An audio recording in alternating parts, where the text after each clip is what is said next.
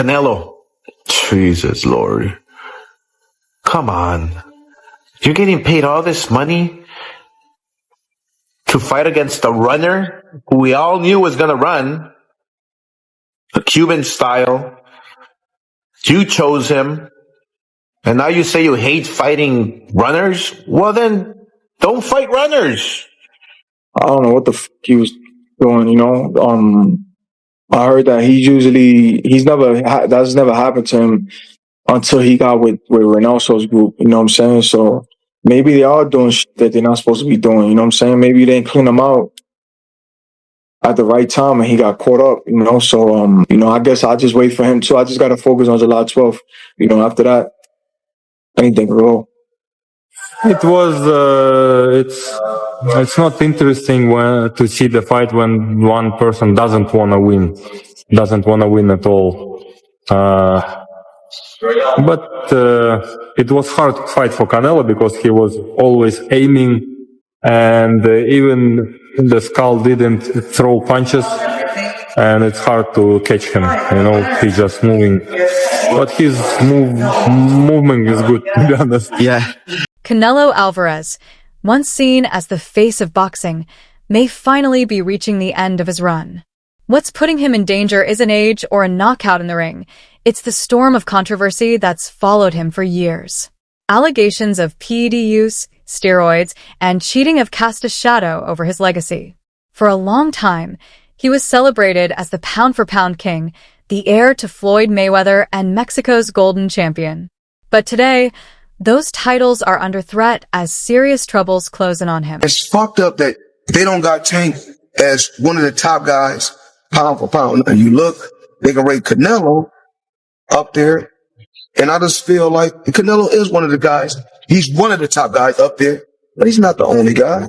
Even though Spence went through what he went through, and Crawford, these guys should be rated up there. Every time they went out there, they done what they had to do. There's so many young fighters that's up and coming that we don't talk about. That kid Ennis, Booze, don't sleep on him.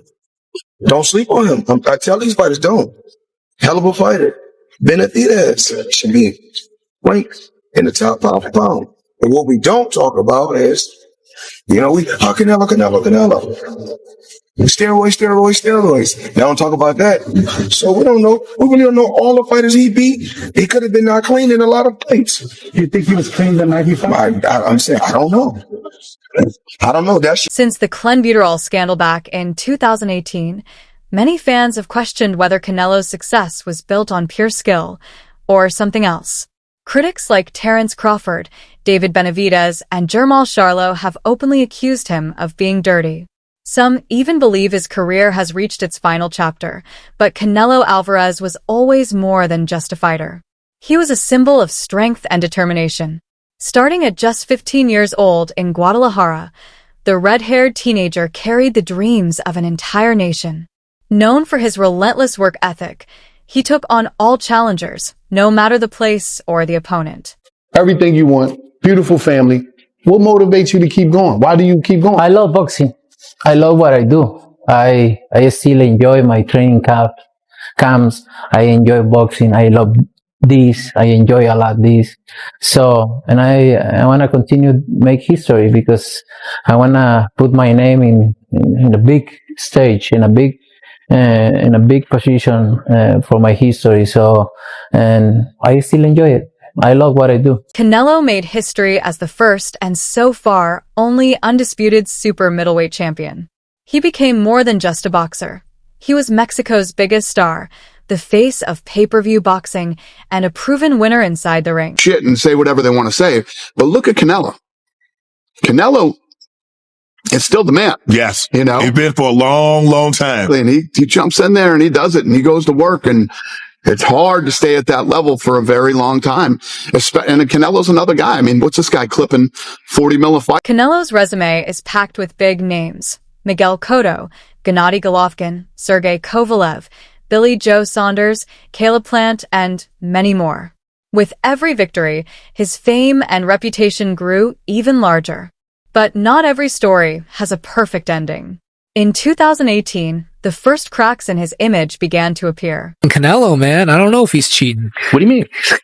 I feel like Canelo juices, but I'm a Triple G fan, so I'm a say that ahead of time. I just like There's Triple a G. lot of money on the line, and if I could get away with it, I would do it as well. Some tainted beefs. I think, well, he definitely got busted once for something, but it could have been from tainted beef. We don't know. But it also could be that, we should probably leave them the fuck alone and let them do whatever they want to do. Do you want to see Manny Pacquiao fight or not? Right? I want to see him juiced up, fighting at 45 years of age, coming in with a full six-pack, lighting people on fire. The rematch between Canelo and Gennady Golovkin was billed as one of the most anticipated fights of the decade.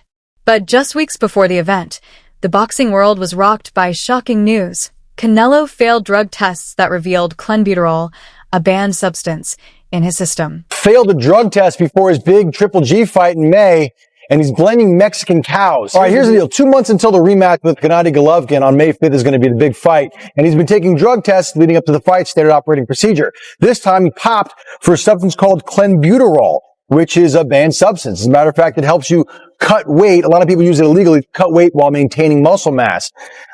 He is saying he did not cheat. He's not a cheater. I did not intentionally take clenbuterol. Problem is, I've been training in Mexico and eating contaminated cow beef.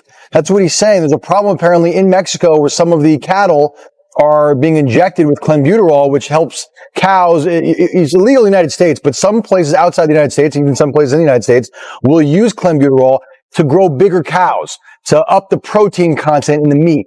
And he's saying that what he had was contaminated meat because his training center is in Mexico and there's a problem with... Canelo explained the failed test by blaming contaminated beef in Mexico. He claimed the clenbuterol came from the country's cattle feed. But many fans weren't convinced. To them, it sounded like a convenient excuse for a fighter who always looked bigger, stronger, and more powerful than his opponents. Jr. just reignited controversy about Canelo Alvarez's legacy. Not only did he call their 2013 fight easy, Floyd went deeper. He brought up the failed steroid test from 2018, Mayweather said. Canelo's transformation raised red flags and questioned whether all those knockouts were clean. This dude talking about eating bad meat? Are you eating steroid cows? To Mayweather. This isn't trash talk, it's about protecting the sport. He believes Canelo's record is clouded by performance enhancers, especially against smaller fighters. With Crawford stepping up in weight, Floyd's warning hits hard. Be smart. Don't base everything on... The Nevada State Athletic Commission suspended Canelo for 6 months, forcing the fight to be postponed. For the first time in his career, his reputation was truly at risk. Once those kinds of headlines follow a fighter, they're hard to shake. And instead of fading, the criticism only grew louder. David Benavidez summed it up bluntly. If Canelo really believed in himself, he'd fight me. But when several people in your camp fail tests, it raises questions. I was 100% confident in himself. I don't know why he wouldn't fight me, especially since, seeing that everybody in his team is on steroids, which means including him. He never got off. You think he's on steroids? Of course. How does five? You saw De La Hoya How do five people out of your camp get tested positive for steroids? Right. All those fucking dudes in that camp. Accusations didn't stop there. Jermall Charlo went even further, claiming Canelo was microdosing, meaning he was taking tiny amounts of clenbuterol to slip past drug tests. Charlo didn't hold back, saying, "You really think Canelo hasn't been using clenbuterol for years? Come on, let's be real." I'm just asking, when you think about Canelo and the PED usage, right? This is probably the 4th or 5th fighter out of that camp that's come up hot for PEDs. Just what are your thoughts around that? And I've been telling y'all about Snack for a long time. Victor Conte them. All right, so all right, hear me out. No bullshit for real. They make the drug at the limit of non-responsible, right? So this right here, this level is you're banned. That's a banned substance. They will make the drug all the way up to the line of the banned substance, but it just doesn't show. So it's not responsible. So they've been doing that shit for years. But now that they, tapped into it, it's getting caught. Y'all think Canelo hasn't been taking clenbuterol for a long ass time? Y'all think he ain't back on that shit? Or y'all think it was just in the steak? Because I go to Mexico all the time, from Houston, from Texas. I'm in Mexico all the time eating steak. I ain't never got popped for no shit like that. When you think about they micro-dosing it. Look, no excuse. I'm not trying to put nobody out there. This is not just boxing. This a lot of athletes all over the world. They make the drug right there to the line of like disqualification, but they don't surpass it. So they're not getting caught for it. A lot of these fighters are all kind of shit. Terence Crawford has already begun training for their September showdown, and so far, his record remains spotless. In boxing, if your opponent calls you out, mocks you in public, and casts doubt on your victories, your career can take a serious hit, no matter how many titles you hold. What's up, everybody? I want to give a big shout out to Snack for always supporting and helping me out with this previous fight. Snack strong, baby.